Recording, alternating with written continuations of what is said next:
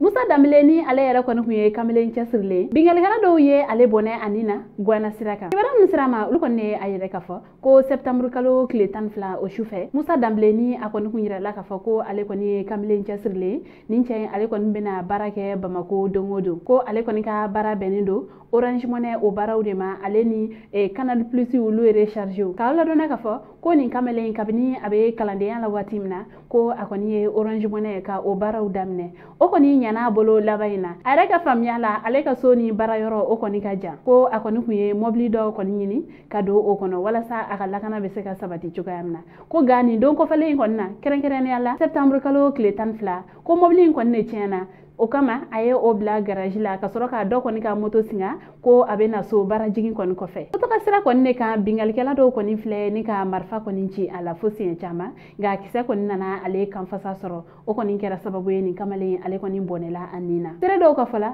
ko kisɛ kɔni kɛlen ka Musa sɔrɔ ko bingalikɛla ninnu kɔni nana ka a ka saki kɔni ta ni ka sɔrɔ ka taa ni o ye nka an bɛ waati min ko sisan mɔgɔ minnu kɔni ye nin bingalikɛ wale ta ka ɲɛsin nin kamalen kɔni ma o ma se ka dɔn nka a yɛrɛla k'a fɔ ko enquête olu kɔni dayɛlɛna walasa tɛgɛ bɛ se ka da ni maajugu ninnu kan cogoya min na k'aw ladɔnna k'a fɔ Musa Dambélé ale kɔni tayala ka muso kelen to a kɔ ale ni den caman k'aw ladɔnna k'a fɔ ko nin bingalikɛ wale ninnu kɔni ne cayalen don Bamako kɔnɔna la sisan nɔ kɛrɛnkɛrɛnnenya la Bamako lamini dugumisɛnnin ninnu kɔni na bingalikɛlaw olu kɔni ne bɛ taa sira da mɔgɔw kɔni ɲɛ ni ka u bɔnɛ u ni na ne ka sɔrɔ ka taa ni u bolofɛnw ye an balimaw ni kibaruya ne tun b'an bolo ka da aw tulo kan ani ce a ka kulomajɔ la aw k'an bɛn a ɲɔgɔnna wɛrɛ